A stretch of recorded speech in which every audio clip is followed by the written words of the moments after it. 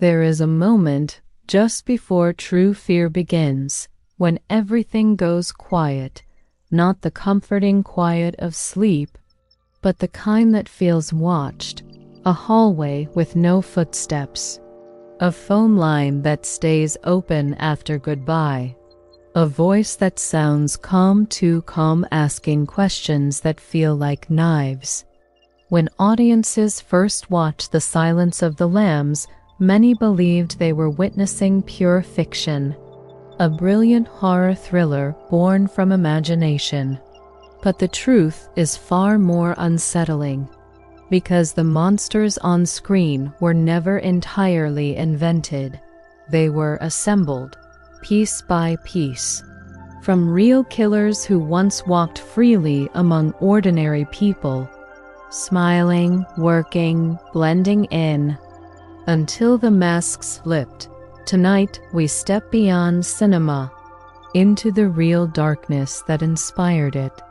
When novelist Thomas Harris began writing his psychological thriller, he wasn't interested in ghosts or supernatural terror. He wanted realism. He wanted readers to feel something worse than fear recognition. Harris had spent years studying criminal psychology, interviewing investigators, and observing murderers not as monsters, but as human beings capable of unspeakable acts. He noticed something disturbing. The most terrifying killers were rarely loud or violent on the surface. They were polite, intelligent, patient, and that realization became the foundation for one of cinema's most chilling figures. Dr. Hannibal Lecter is remembered for sophistication, refined speech, psychological precision, and unsettling calm. But audiences often don't realize how closely his personality mirrored real criminals. Investigators studying serial offenders discovered that manipulation was often more powerful than violence. Some killers didn't chase victims. They persuaded them, they listened, they learned weaknesses, and then they used empathy as a weapon. Lecter terrified viewers not because he shouted, but because he understood people better than they understood themselves. And that trait came directly from real case studies. Few criminals embodied this more chillingly than Ted Bundy. Bundy didn't look like a monster. He was educated, articulate, even charismatic. Witnesses described feeling safe around him moments before disappearing. He used injury ruses, fake casts, polite requests for help, exploiting compassion itself. What horrified investigators wasn't only the murders. It was Bundy's ability to analyze fear. He studied reactions, adjusted behavior, performed normalcy. In interviews, he spoke calmly about violence as if discussing philosophy. That psychological duality heavily influenced how fictional killers would later be portrayed. Predators hiding behind intelligence and charm. But another influence was far darker. While Bundy shaped the psychology, Ed Gein shaped the nightmare imagery.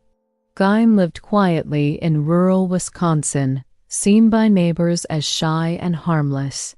After authorities entered his farmhouse in 1957, they discovered something that permanently altered horror storytelling. Furniture made from human remains, masks crafted from skin, a desperate attempt to transform identity itself. Gein's crimes weren't driven by rage alone, but obsession with becoming someone else. That disturbing idea would inspire one of the film's most unforgettable antagonists. The character known as Buffalo Bill terrified audiences because his goal wasn't simply murder, it was transformation.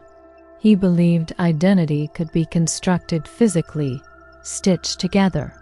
This concept drew heavily from Gein's pathology, blending body horror with psychological tragedy.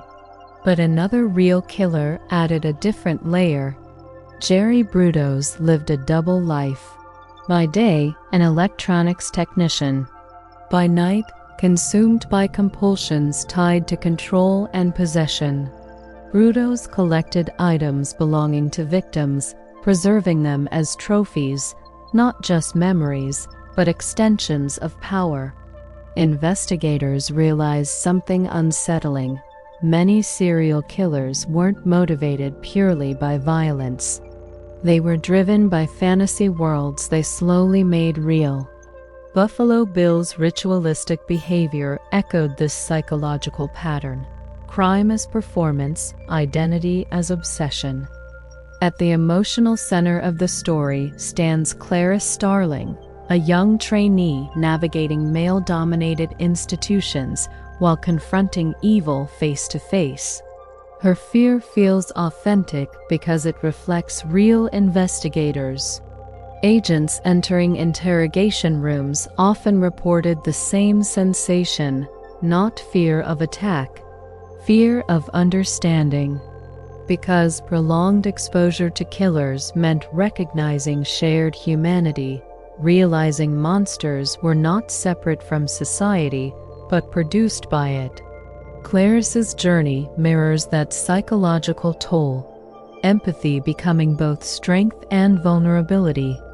As Harris blended these influences, something unexpected happened. The story stopped being about murder. It became about control. Who holds power in conversation? Who observes and who is observed? Lecter never escapes through force alone. He escapes through insight, predicting human behavior with terrifying accuracy. And that's what makes the narrative linger. Violence ends. Understanding does not. Here's the unsettling truth few discuss. The film didn't just borrow from true crime. It changed true crime itself. After its release, investigators noticed media coverage shifting.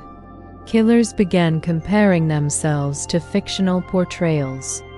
Some studied interrogation techniques shown in the movie. Reality began imitating fiction that had already imitated reality. A feedback loop formed, art and crime reflecting each other endlessly.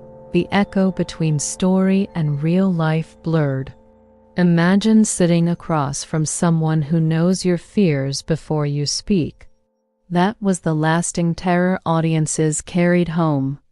Not gore, not violence, but conversation. The realization that evil might sound reasonable, even polite. And that sometimes the scariest moment isn't being hunted, it's being understood.